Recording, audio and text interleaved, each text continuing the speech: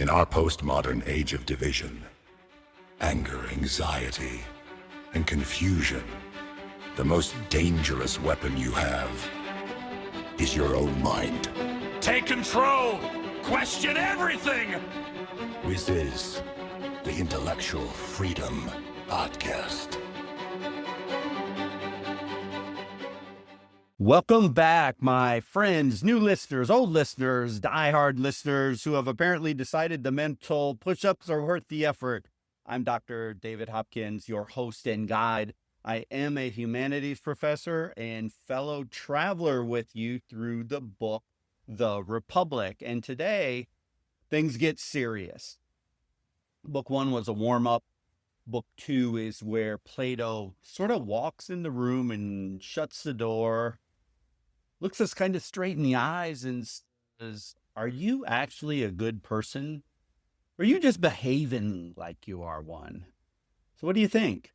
Before we even get started, if you consider yourself, whether you're in your car listening or sitting at home, are you a good person?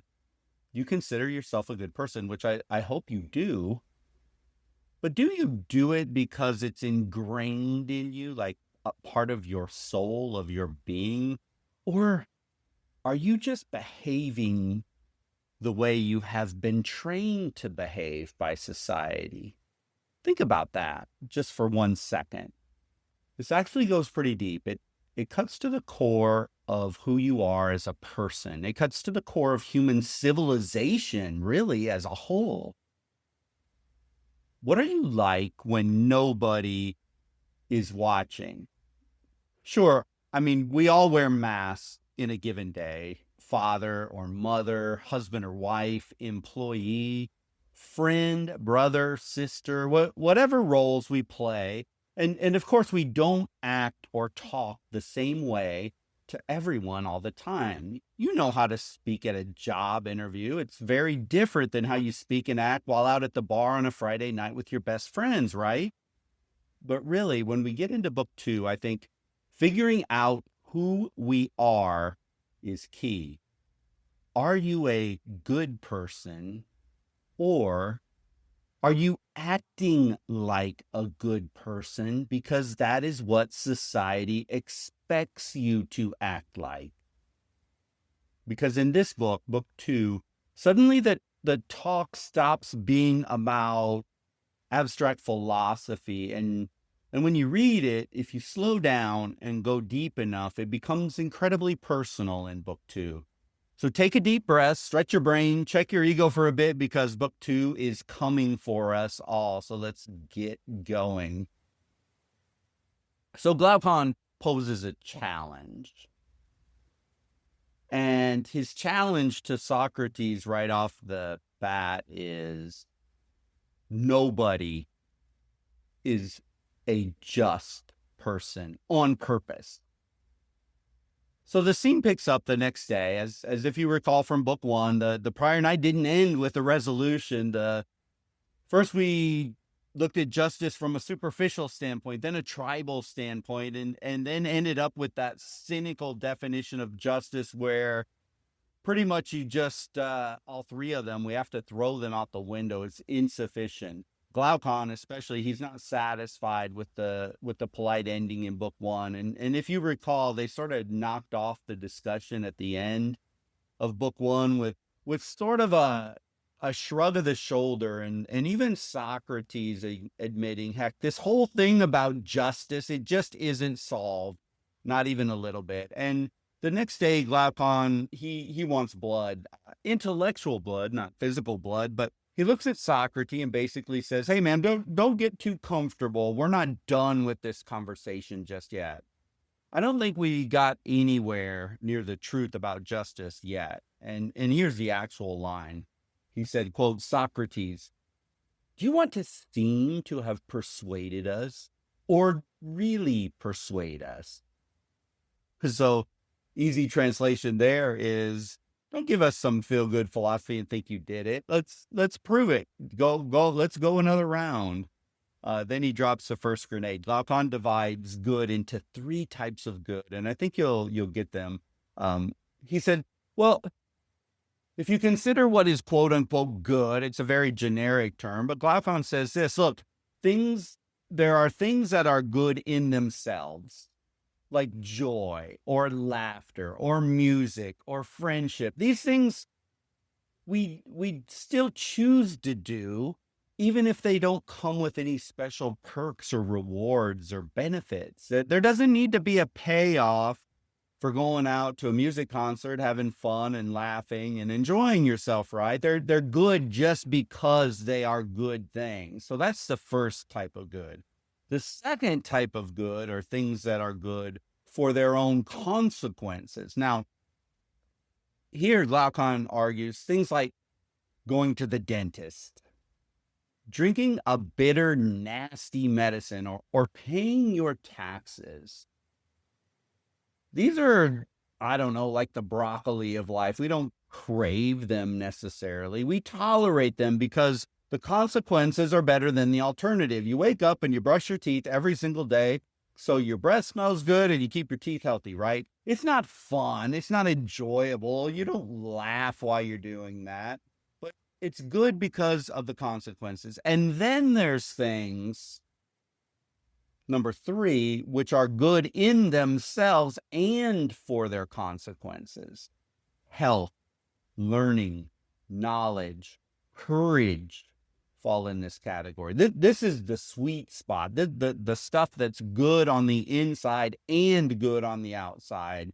It feels right, and it produces a life that works. Then he hits Socrates with this. Tell me, Socrates, under which class do you place justice? And Socrates answers this confidently. Justice is the highest kind, good in itself and for what it produces. And then Glaucon says, yeah, nobody actually believes that. And here comes the famous accusation from this book. And we carry it all the way through. And Glaucon says this, people practice justice unwillingly because they lack the power to do injustice. Not because they love justice, not because they're virtuous people, but because they're scared. They're scared. Look around. Is this real? I mean, people don't always tell the truth because they're honest. They're worried about getting caught. They don't pay their taxes because they believe it's a noble, wonderful thing to do. They don't drive the speed limit just because they're righteous people. We know why they do it, right? They do it because there's cameras that exist. There's wage garnishments from the IRS. There's human resources departments exist. Social cancellation exists. Screenshots exist, and Yelp reviews exist. And so Glaucon just described modern society 2,400 years ago. Here is all he's saying. Most people aren't virtuous. They're managed. They're managed. So really, I think all of us would say on the surface, no, not me. No, I'm not managed. I'm an independent thinking good person because that is who I am. But think about it. Is that always true? Glaucon keeps going with Socrates here. He says, look, Socrates, justice isn't divine and it's not noble. It's a societal compromise. On the surface, you may say, man, this is some dark, sarcastic cynic again. Here we go again. But let's just stop.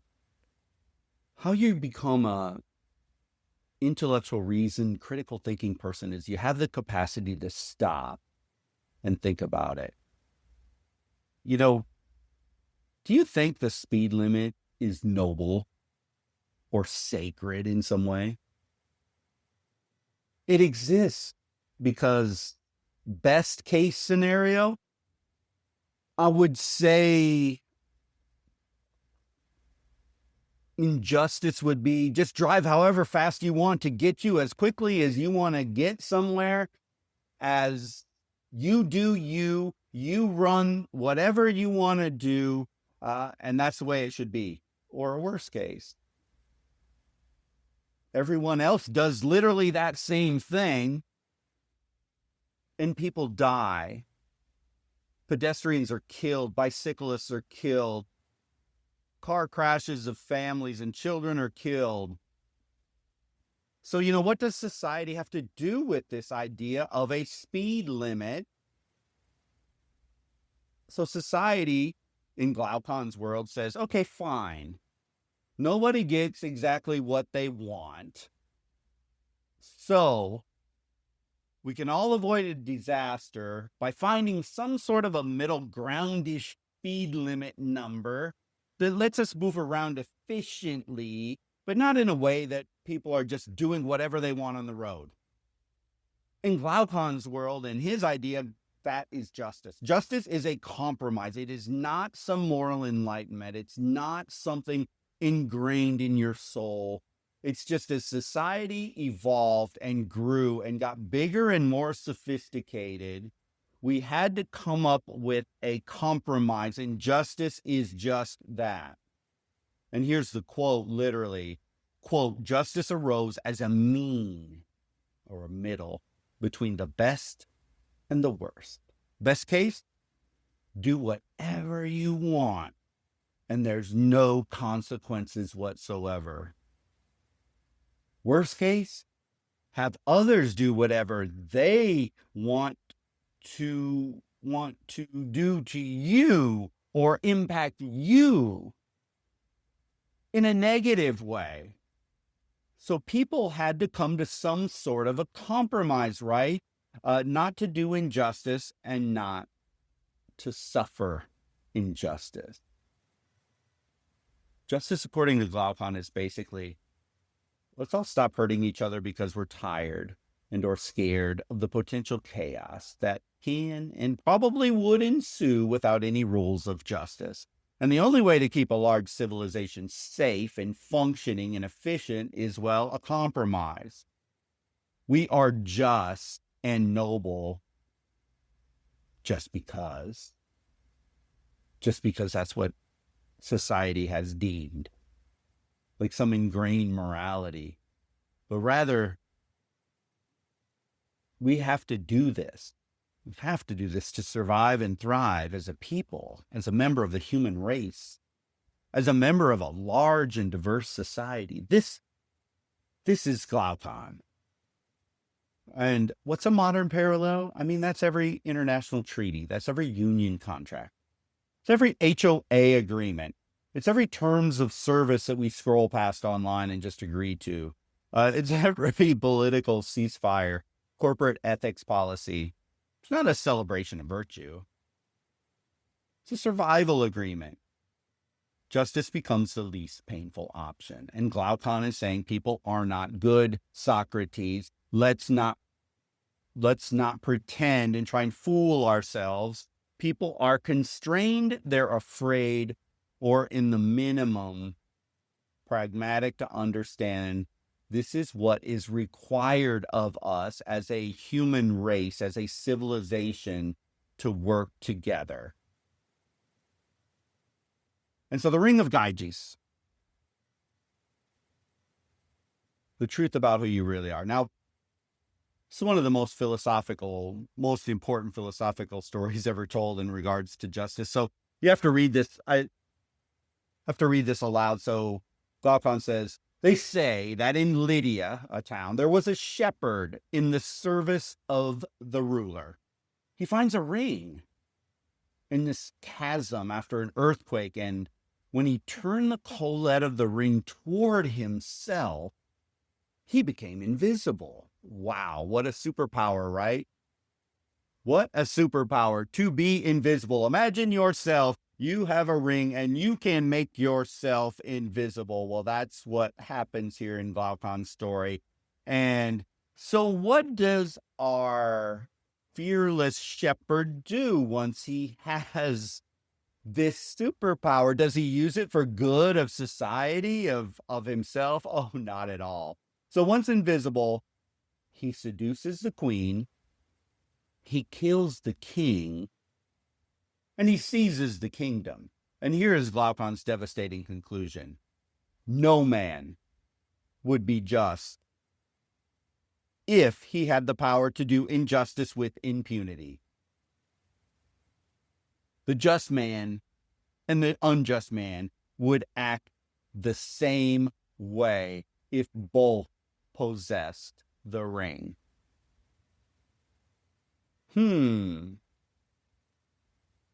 Glaucon cuts deep here. Glaucon says, stop the metaphysical BS of justice being some ephemeral good that humans have ingrained in their soul, Socrates. No, no, no. Humans, when given the power and the capacity, well, they are going to act unjustly if they can get away with it. And that is the ultimate kicker, if they can get away with it. Modern parallels: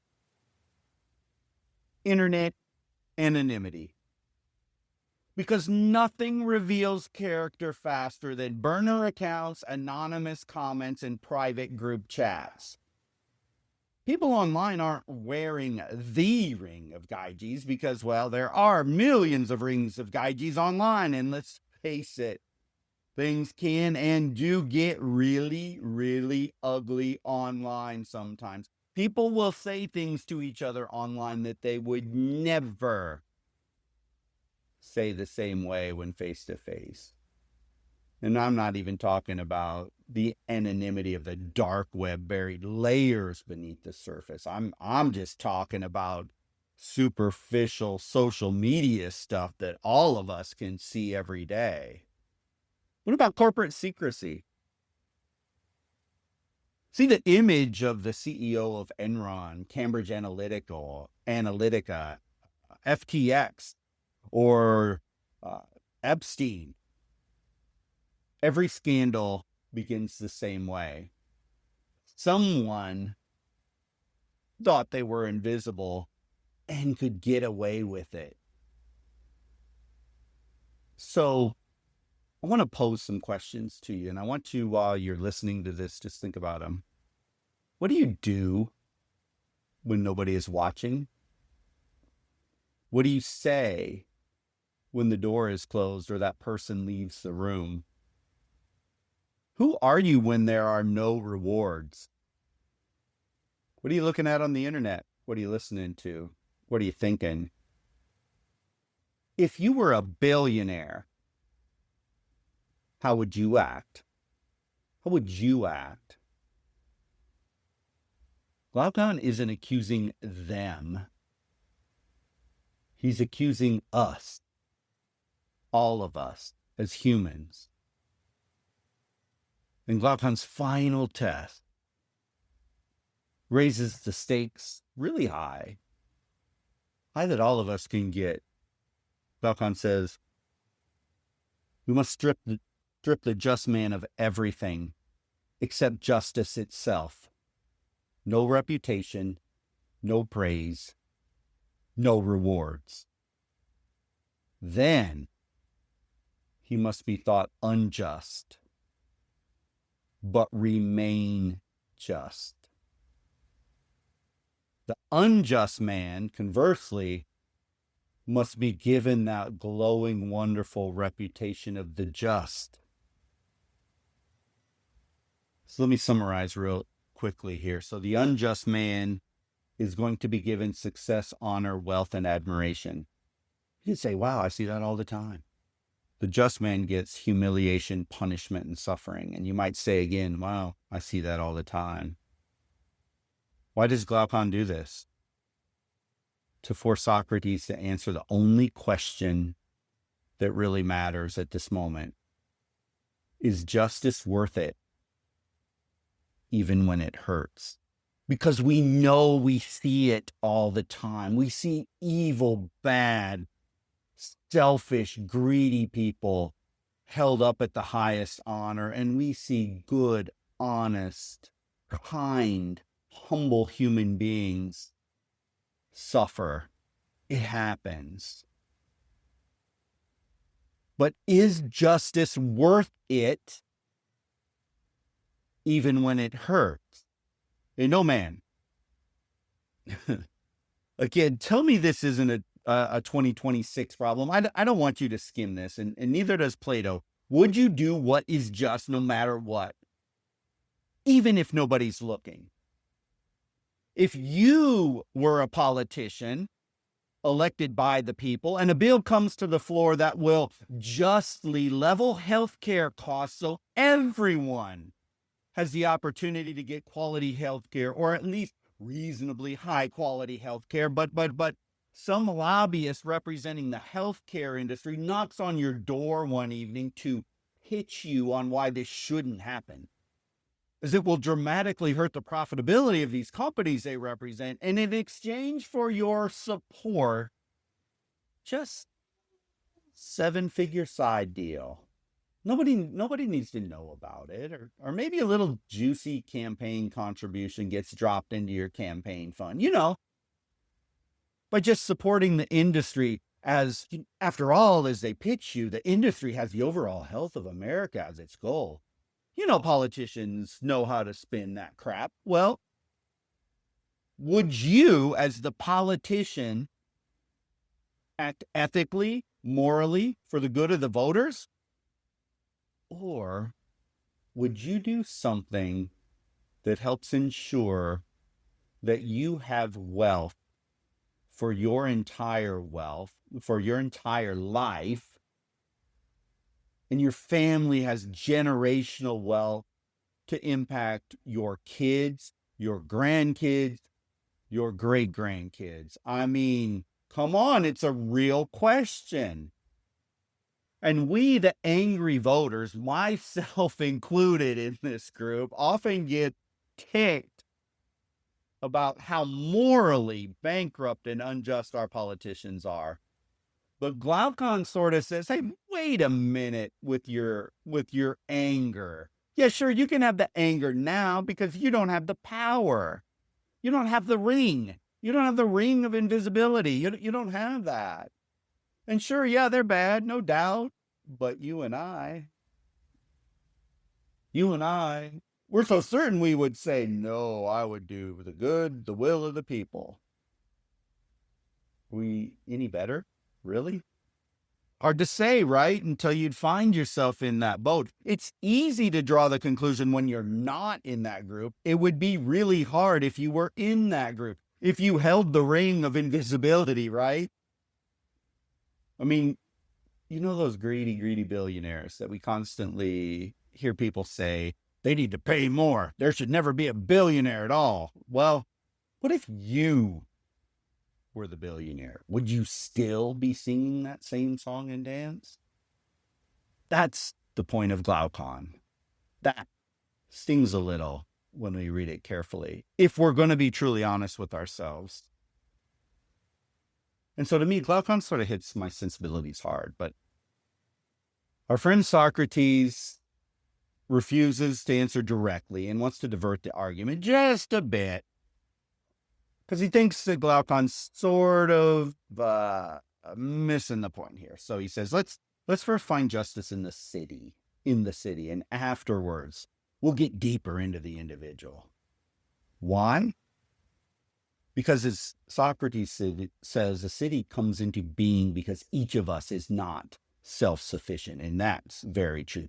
I mean, there might be a few people out there in the middle of nowhere that can live their entire life completely devoid of any sort of material help from any other human being, but come on now, that's very, very few, very far between. So Socrates kind of makes a good point here. So, Socrates is really, if I try to translate the whole thing, we're shaped by the world we live in. We can't live alone. We need each other, and our culture and our civilization, it is a reflection of where we are at. I couldn't help but think here where we're at in our society and that thing, social media and our digital world. I sort of want to sidebar here, just one moment. As when Socrates says we're shaped by our world, in our postmodern existence, we are shaped as much by our digital world as the real world. Something Socrates just, there would have been no way that he could even fathom that. And, so modern parallels, social media, platforms, they reward outrage. This yields more outrage. They reward vanity, yields more vanity. They reward tribalism, and that yields more tribalism. Socrates would say that's not accident, that's architecture. Sometimes we scroll and scroll and scroll and don't stop to ponder what our culture is feeding our brain every day. Imagine just for 1 second, if you just slowed down so much when you're online that you would write up a little summary of what every single short video you stopped the scroll on, every little meme or post or comment, write down the meaning of what you just saw or watched. I think we would be shocked how superficially inane, ridiculous, depraved, anger-riddled, the things we expose ourselves, and yet we don't stop to wonder why so many are angry, frustrated, fearful, anxious all of the time. Well, Socrates sort of gives us something we all need to consider, and that's education. The beginning is the most important part of the work, as Socrates said, meaning if you form children poorly, you're going to form adults badly. My goodness. We just flat out suck. Suck in our modern world in fostering our kids' independent thinking and growth. Check the modern world. We teach test taking, credential chasing, anxiety, performance. We tie learning and education to making $1 someday in an office cube or some other way. We do an exponentially worse job of teaching character, truthfulness, self-wisdom, or self-control, wisdom, open-mindedness, humility, kindness. The result surprises no one, right? We're churning out students we create. Yet we blame the kids. Oh, these Gen Alphas, these Gen Zers, boy, they are so messed up. We're the ones that created this system. We propagate it. We continue to support it. Who are the messed up ones, really? Us that were charged with educating the kids? Or the kids themselves learning what they were educated on? Just something to think about there. But Socrates doesn't blame the citizens. He blames systems. He's saying you can't produce just people in an unjust culture. And that's the entire modern crisis, right? Well, I think I already beat on that dead horse. Our politicians are, how do I say it clearly? Despicable, evil, low-level thinkers. I hope I'm being clear. I've said it so many times. Dedicated an entire podcast not too long ago, number 137, if you want to go back. I don't believe smart people can be a politician. I just don't. I don't think just and ethical people can be good politicians today. They'll become the 30, 40-year politicians, but they won't be good ones. Any more than someone who hates math is going to become an AI engineer. So we've fostered a culture of corruption in DC. So guess who we get as politicians in DC? Corrupt humans. They stay 40, 50 years. They'll get in their 80s and they will not go away. Chuck Schumer, Grassley, some of these guys that can barely talk and walk anymore, they will not leave. Plato nails it. So the real question, back to the real question. Who are you without the Ring of Gyges? Book 2 corners us. Not academically, but existentially. Plato's asking, are you moral or monitored? Are you principled or are you just polite? Do you love justice or merely do you fear the consequences from societal backlash? Because Glaucon's challenge is maybe the most honest thing in book 2. We have to prove that justice is desirable for itself. Man, this is a hard challenge for Socrates to prove. Are humans, by their nature, ingrained in their soul, just? Or are they just because they want praise and safety and approval and comfort and optics? Because for Plato, justice creates something inside of you. Plato calls that something the well-ordered soul. And my friends, this is the payoff. That payoff may not make you rich. In fact, you may end up poor, a nobody, an average person from a societal standpoint, unnoticed. Definitely not a famous TikTok influencer, but rather having the peace of a well-ordered soul, which is true.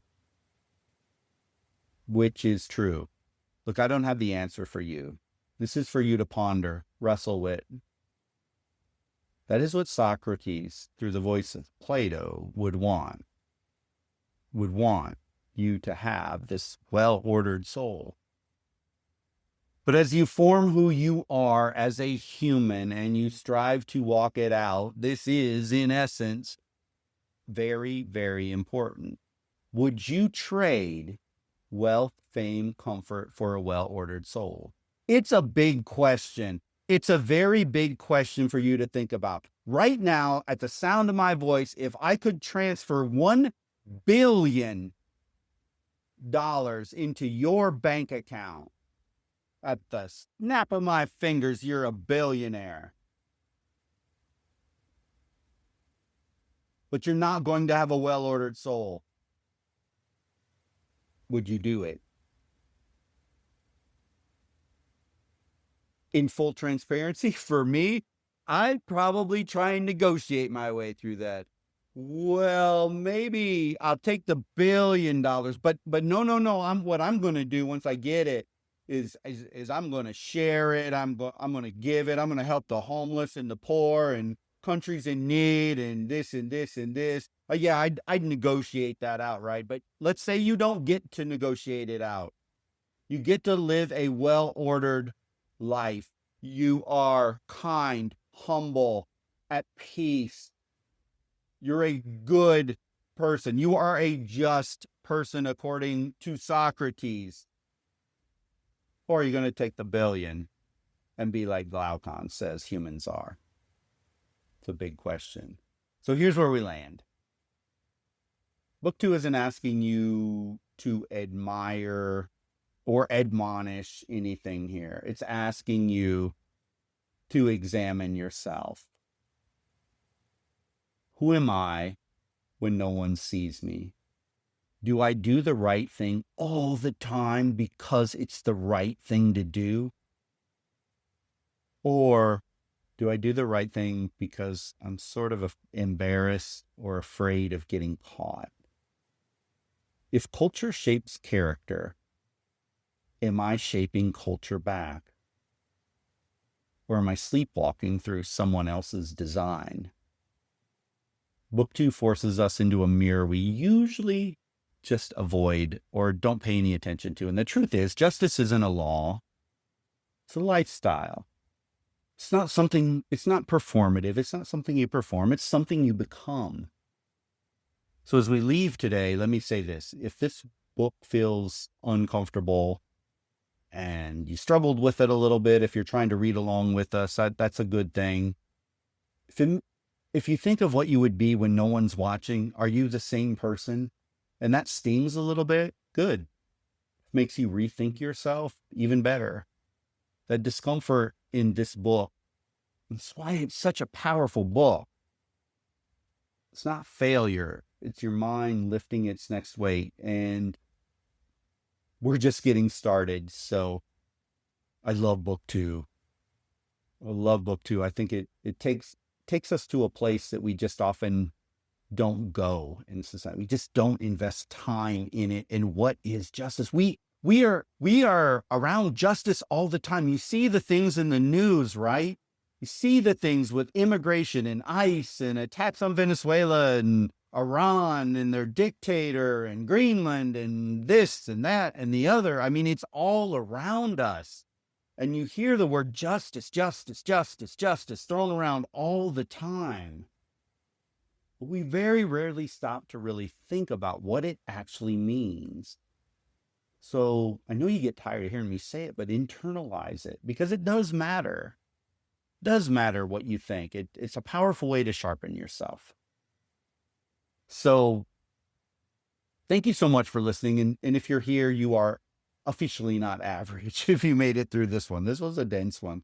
Average minds don't read Plato. Average minds don't wrestle with the concept of justice. And average minds don't sit voluntarily in discomfort or listen voluntarily in discomfort. But you just did it if you're still listening. So share this episode. Get one other person to read The Republic with you.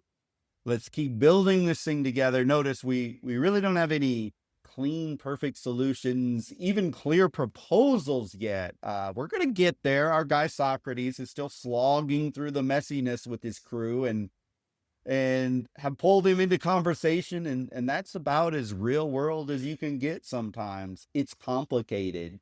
It's hard. And the solutions still seem a long way off. But hey, don't want to break the news. We're going to get there eventually. So let's keep going. Until the next time, stay curious. And I'll see you in book number 3.